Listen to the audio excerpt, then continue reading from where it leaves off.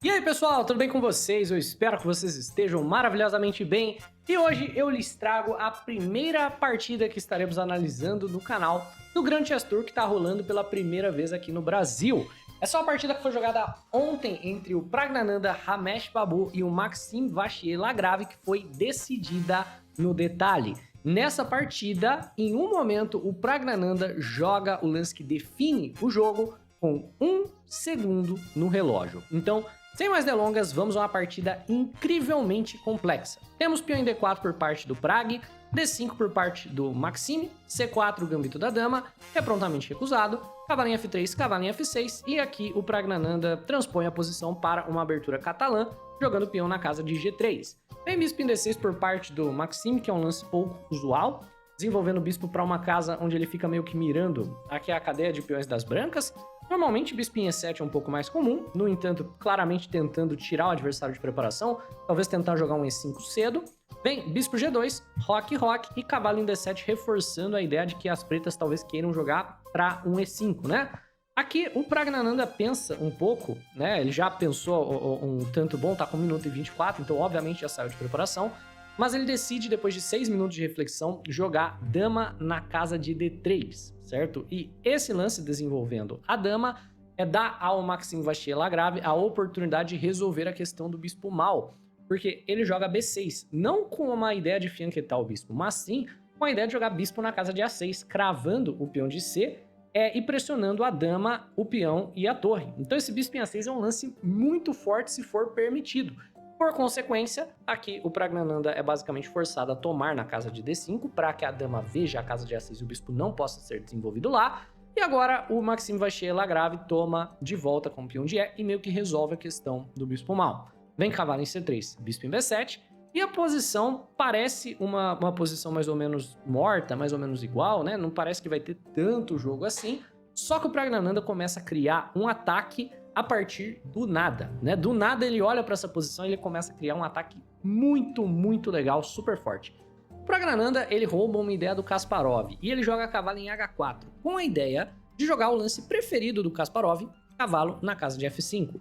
E esse cavalo na casa de F5 é um lance muito potente. Você vê? Cavalo na casa de F5 é um lance que, se for permitido ser jogado, vai gerar alguns teminhas de ataque muito poderosos aqui por parte das brancas. Então, só uma linha possível, né? Vamos dizer que você não queira que cavalo em F5 tome o bispo dobrando peões, então você joga talvez bispo em E7. Viria, por exemplo, o cavalo na casa de F5 por parte das brancas, algo como torre na casa de E8, e as brancas já têm uma ideia de ataque com G4 e G5 tirando esse cavalo daqui. E, por exemplo, peão na casa de G4 parece um lance completamente ridículo, como que você está mexendo os peões na frente do seu rei, mas na verdade você está jogando isso para gerar a casa de G3 para dama, e esse peão não é capturável. Se você tomar o peão de G, dama em G3 crava o cavalo a uma ameaça de checkmate e você já está completamente perdido. Um lance como peão em H5 segurando o cavalo falha tanto para H3 quanto para F3. Então, quando o Prag joga cavalo em H4, ele praticamente força o adversário a jogar G6, que é um lance que enfraquece o rei. Então, peão na casa de G6 é o tipo de lance que você não quer jogar quando você não vai fianquetar um bispo, porque se você joga sem o bispo do fianqueto poder ocupar essa casa, você só está enfraquecendo tremendamente aqui, ó, casas ao redor do rei, e esse cavalinho H4 já fez o trabalho dele. Então agora o Praggnanandhaa joga uma sequência de lances forçados muito interessantes, né? Na verdade, ele joga uma sequência de lances que forçam o adversário a reagir de certa maneira, e ele consegue uma posição muito boa a partir da abertura. Ele joga bispo em G5, e de imediato já força aqui o adversário a recuar o bispo para a casa de E7, porque existe uma ameaça de ganhar o peão da casa de D5, uma vez que o cavalo de F6 está cravado. Então estamos ameaçando o peão de D 2 vezes, estamos removendo um defensor, o oponente tem que jogar bispo em E7.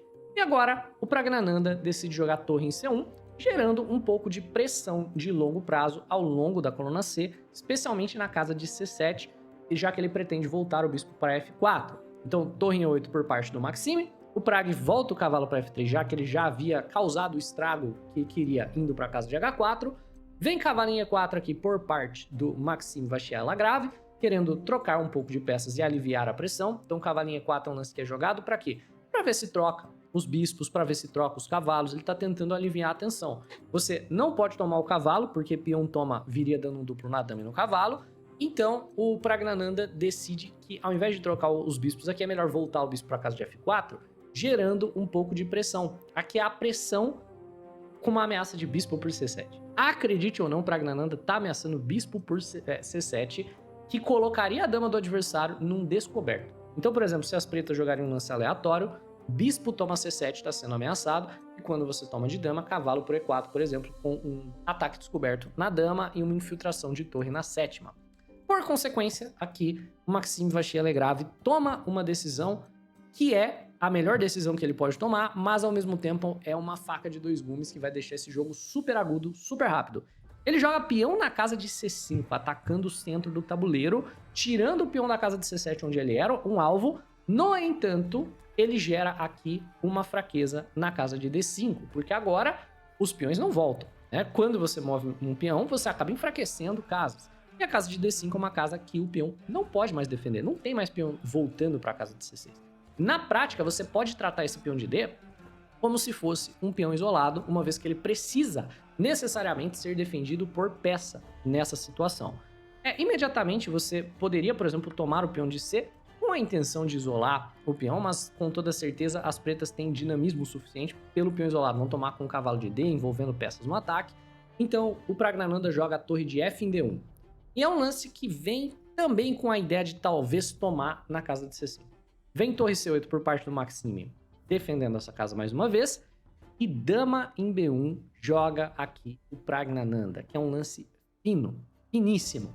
Tá ameaçando fazer o quê? Tomar o cavalo da casa de E4. Ele não podia fazer isso antes, por quê? Por conta do duplo, como havíamos discutido. Se cavalo por E4 peão toma, viria dando um duplo na dama e no cavalo de F3, não daria certo. Então, quando ele volta a dama para B1, a ameaça é tomar esse cavalo, e aí você vai ter muitos problemas com o peão da casa de E4, você vai ter muitos problemas talvez com D toma C5 e pressão ao longo da coluna D. E nessa posição, nós temos por parte do Maxime, bispo na casa de F6, contra-atacando o peão de D4. Cavalo toma cavalo, peão toma de volta e cavalo em D2, praticamente forçando a vitória do peão de E. E como comentamos anteriormente, que o centro do Maxime era um centro que ele ia acabar ficando com o peão isolado, ele acaba perdendo esse peão. O peão de E está perdido, o melhor que as pretas têm a fazer é tomar um peão aqui no centro do tabuleiro, tentando recuperar o material, mantendo tudo equilibrado. No entanto, apesar do material estar teoricamente igual depois de cavalo por E4, a estrutura de peões não está igual. Se você olha para essa posição, é uma posição taticamente que favorece as brancas, porque o Pragnananda está ameaçando cavalo por F6 e depois bispo toma bispo. O Pragnananda está ameaçando cavalo em D6, ameaçando a torre, ameaçando o bispo, ameaçando a torre. O Pragnananda tem um peão isolado de alvo para atacar no longo prazo, né? E, além de tudo, né, o Pragnananda tem todos os seus peões aqui, ó, muito bem conectados. Ele tem apenas 2 ilhas de peões contra 3 ilhas de peão do adversário.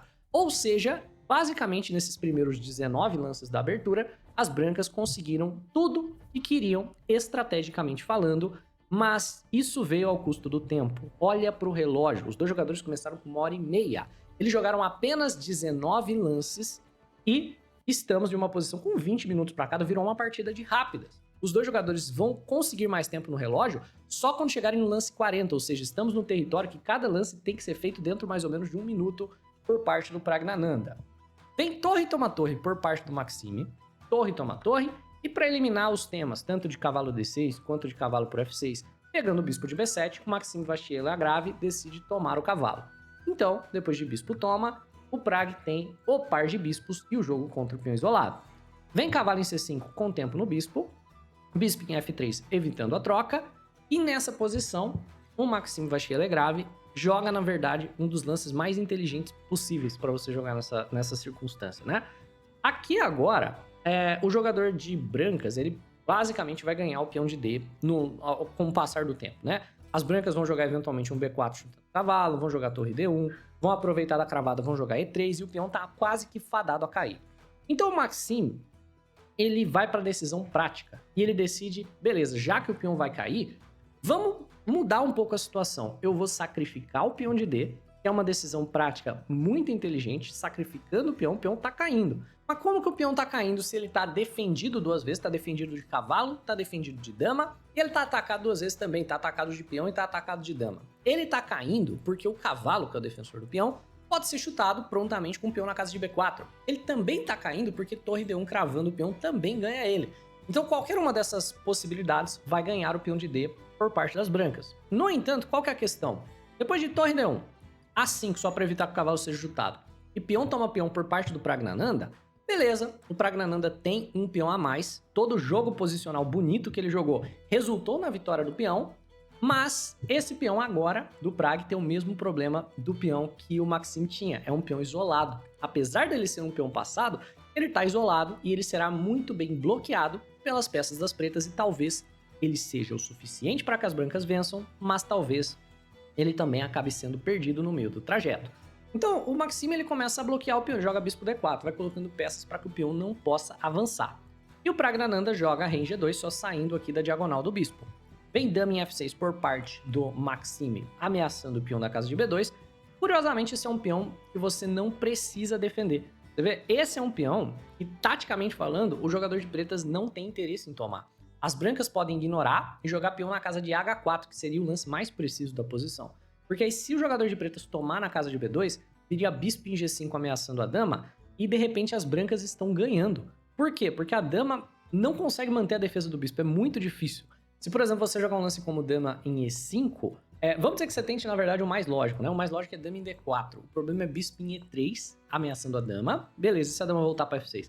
Aí D4, ataca o cavalo e corta a defesa da dama para cima do bispo da casa de B2. E se você tentar, por exemplo, o dama na casa de E5 aqui por parte do jogador de pretas, o bispo em E3 também ameaçando avançar o peão para a casa de D4. Você volta o bispo para D4, vai cair o peão da casa de B. E o peão das brancas segue sendo um peão que vai marchar bastante. Então, bispo por dama por B6. Você nem pode tomar o peão de D porque o cavalo tá cravado. Então, as brancas aqui estão numa posição muito confortável. Tem uma defesa do peão tática, que é o H4. Mas lembra que eu falei da questão do tempo? O Praggnanandha tá com 10 minutos no relógio. Você vê? E eles estão muito longe do controle de tempo. Ele não tem tempo de pensar tão profundamente as linhas, de analisar o que seria o melhor lance toda vez. Ele tem que jogar alguma coisa. Então ele decide dama C2. Deixa tomar o peão. Bispo por B2 eu sacrifico o peão, mas eu simplifico para um final onde o material de fato está igual, mas eu vou ser o jogador que eu tenho o peão de D. Então, bispo G5, ameaçando a dama que segura o bispo, dama toma bispo, dama toma B2. Simplificamos para esse final, onde eu tenho um peão a mais passado. Você vê? Esse peão pode ser um gravíssimo problema no longo prazo para o jogador de pretas, mas agora já estamos com 8 minutos no relógio por parte do Praggnanandha. Dama D8 joga o Maxime e dama em B5 joga o Prag, né, defendendo ali o seu peão, preparando para avançar. Rei em G7 H4, só pegando espaço, H5 e aqui dama em C4 para sair de alguns teminhas, certo? Dama em C4 não era necessário, poderia ter avançado o peão. Provavelmente o medo era teminhas tipo de cavalo C3. Por consequência, dama em C4 saindo de temas, dama em D6 por parte do Maxime e o peão avança. Cavalo em E4 aqui joga o Maxime Vachier-Legrave e peão em A4 congelando aqui as fraquezas das pretas, joga o Praggnanandha. Cavalo em F6, o Lagrave está tentando fazer um bloqueio na casa de D5, ele está tentando jogar torre D8 e colocar o cavalo na casa de D5, mas o Praggnanandha não deixa, ele avança o peão. Vem o torre D8 e o Praggnanandha precisa apenas furar esse bloqueio. Certo? A questão do peão passado é que ele é um peão isolado, mas ele é um peão que se ele puder avançar, ele vai causando problemas, vai causando temas táticos. Então o Prag joga a dama C6, tentando furar o bloqueio da dama. E a ideia é que esse peão é muito mais perigoso se ele virar um peão de C. Se dama toma, peão toma, por exemplo, aqui você já não para mais o peão. Já é muito difícil de você parar o peão. Vai ter que rebolar para ver o que você faz. Torre toma, bispo toma. E, por exemplo, se você tentar colocar um cavalo aqui para bloquear, as brancas vão chegar com o rei antes do jogador de pretas. E, por consequência, dama em C6 você não pode tomar. Joga aqui cavalo em B4, o Maxime, colocando o cavalo numa casa avançada. Nessa posição, torre em 1 joga o Praggnanandha, que acaba sendo um erro. Mas, novamente, aqui os dois jogadores já estão basicamente sobrevivendo do acréscimo. O Praggnanandha está com 40 segundos e a cada lance ele ganha 30. Torre em 1, dama B4, joga o Maxime Vachier-Legrave. Torre em E4, atacando a dama e ao mesmo tempo atacando o cavalo, tentando ganhar material por aqui. E dama em D2, joga o Maxime pressionando o peão. Então, ó, se bispo por cavalo, peão tome torre por peão, cai no final da linha o peão da casa de D5 e se vai qualquer vantagem que as brancas poderiam ter. Só que nessa posição, Torre em E2 joga o Prag, atacando a dama. E o Maxime tinha que jogar dama na casa de B4, ficando de olho no avanço do peão. Preparando para bloquear o peão com torre D6. Mas ele não o faz. Então, numa pressão de tempo, ele joga dama em D4. E nessa posição, o Praggnanandhaa pensa, e ele pensa, sabendo provavelmente que o seu adversário cometeu um erro, até ele ter literalmente 1 segundo no relógio. E ele faz o lance com 1 segundo. Por muito pouco ele não perde no tempo. Mas aqui eu quero que você pause o vídeo e eu quero que você tente encontrar o lance vencedor para as brancas. Brancas jogam e ganham uma vantagem praticamente decisiva. Pausou? Encontrou? Eu espero que sim. Eu espero que você tenha sido capaz de encontrar o lance dama em C7. Essa é a ideia vencedora. Tirando a torre do bloqueio do peão. Preparando para avançar peão D6. Nessa posição, se a torre sai, seja para F8, seja para A8, seja para H8, qualquer coisa, o peão corre e nada para mais ele. Ele vai promover. Se a torre não sai, sua única escolha é sacrificar a qualidade e tentar sobreviver a essa posição. E com toda certeza, o Praggnanandhaa teria convertido. No entanto, com 1 segundo no relógio, o Praggnanandhaa joga a torre C2. E agora, o jogo virou completamente. Porque o peão passado, ele só é uma força se ele conseguir avançar. Esse peão é um peão isolado como qualquer outro. E o Maxime Vachier-Lagrave encontra uma maneira de vencer o peão e virar completamente o jogo. Cavalo em E5, ameaçando o bispo que defende o peão. E depois o peão cai.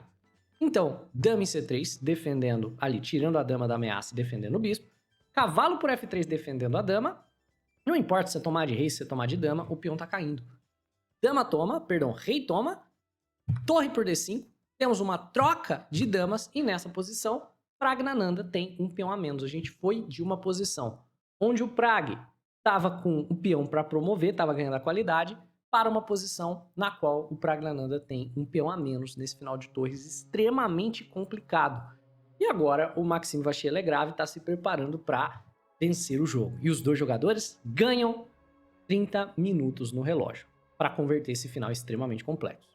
Beleza, o Prag joga torre C6. Era melhor torre na casa de B2. Mas a ideia é mais ou menos prática aqui, é bem legal. A ideia é entrega o peão de A, porque se torre por A e torre por B, esse final empata. A torre está do lado errado do peão, mesmo que por um acaso esse peão chegue na segunda e a torre esteja na casa de A1, um peão a mais, assim, com a torre do lado errado não é suficiente para vencer. No entanto, o MVL não tem por que tomar o peão de A, ele defende o seu peão de B. Praggnanandhaa joga rei G2 e o MVL começa a melhorar o seu rei. Rei F8, F3, rei E7 e o Praggnanandhaa joga rei em H3 porque provavelmente ele tá afim de jogar G4. Só que aqui o MVL prepara uma resposta para o G4, ele joga F6. A ideia é responder a peão na casa de G4 se vier com um peão em G5.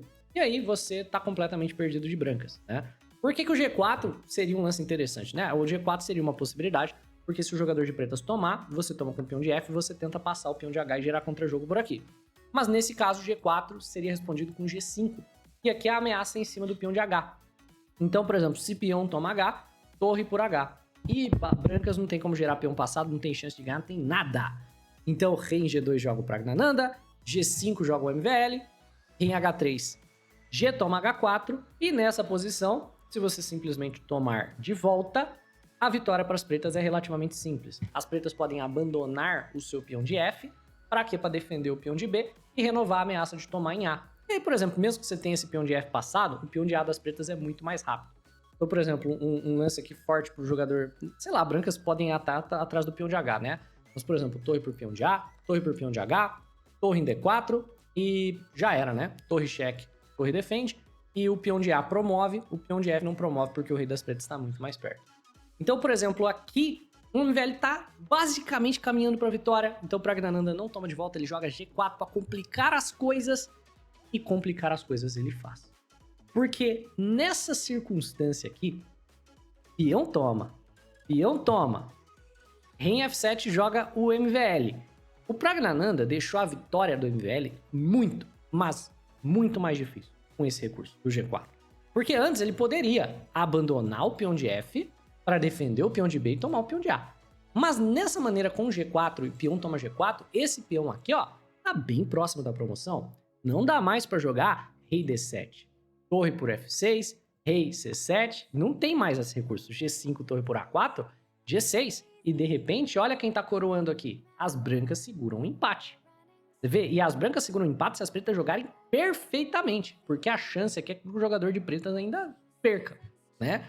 Então, o MVL, meio confuso sobre como vai converter a vitória, joga rei F7, certo? Temos torre D6 por parte das brancas meio passando a vez. Rei E7, torre C6. E aqui, o MVL não encontra a maneira correta de você jogar a posição para as pretas. Essa é mais uma posição extremamente difícil que eu quero que você pause o vídeo e eu quero que você tente resolver para as pretas dessa vez. Pretas jogam e ganham. Isso aqui é muito difícil. Nessa posição, a ideia vencedora para as pretas é insanamente complicada. A ideia é a seguinte: o jogador de brancas ele tem todo o seu material meio que idealmente posicionado. Você não pode tomar o peão de A porque torre por B6. E você não pode tomar o peão de H por conta do F5 ganhando o peão de G. Então, tanto a torre quanto o rei das brancas estão idealmente posicionados, mas se você perde tempo com as pretas jogando torre B1, você força as brancas ou a piorarem o rei ou a piorarem a torre. Então, se torre C7, por exemplo, rei D6, melhora o rei, piora a torre, não tem torre por peão de F, as pretas vão conseguir ganhar. E, se rei por H4, você impede que o rei retorne, você joga a torre B3. E agora, o jogador de brancas está numa situação muito complicada. Por quê? Ou ele movimenta o rei, por exemplo, para a casa de H5, ao ponto que torre na casa de B4 pressiona o peão de A e pressiona o peão de G. E as brancas estão meio que em Tsuktsuvang novamente, né? Porque se mexer o rei, vai levar o F5. Se mexer o rei, vai pendurar o peão de G. E se avançar o peão de G, F por G5, rei por G5 e rei na casa de D7. Não temos mais aqueles problemas. Vamos defender o peão de B e vamos pegar aqui o peão de A. Então, essa daqui é a maneira das pretas vencerem, é perdendo tempo para fazer as brancas piorarem as próprias peças. Pretas não encontraram, tomaram o peão de A. Nós tivemos torre por B6 e agora as pretas têm 2 peões a mais temporariamente, mas ainda assim é muito difícil de ganhar. Torre B4 para tentar trocar torres para um final ganho, mas torre em A6 e A4. Torre em A5 joga o Praggnanandhaa e acredite ou não, o Praggnanandhaa está completamente perdido nessa posição, porque aqui a torre das brancas, ela não corta o rei do jogador de pretas, e a ideia é jogar a torre na casa de F4, forçando o rei a ficar nessa casa. O rei não tem para onde ir, porque qualquer lance de rei que se joga, pendura o peão de G com cheque. E se você jogar qualquer lance de torre, por exemplo, torre na casa de A6, as brancas ficam completamente congeladas, não vão conseguir cortar a vinda do rei. O rei vai vir, vai tirar a torre daqui, o peão de A começa a cair e as pretas começam a ganhar. Mas aqui os dois jogadores já estão no modo apuro de tempo. Temos torre cheque, que é uma gafe que deixa as brancas empatarem, rei por peão, peão A3.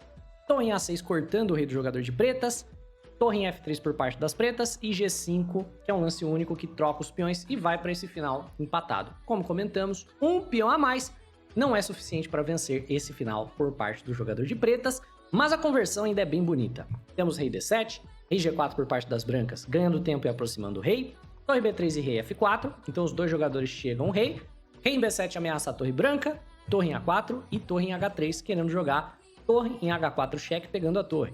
Então rei em D5, torre H5 cheque, tem que jogar rei em D6, torre H6 cheque, e aqui o último truque, rei na casa de D5 ainda perde. Perde pra quê? Torre em A6.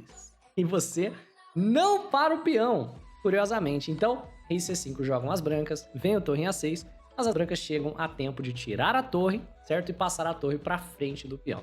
Então aqui, o jogador de brancas consegue ganhar o peão e empatar a partida que foi decidida literalmente no último segundo. É isso, pessoal. Espero que vocês tenham curtido. Essa partida foi bem intensa, né? Com altos e baixos para os dois jogadores. Se você gostou, deixa o like no vídeo, se inscreve no canal. Um abraço e até a próxima.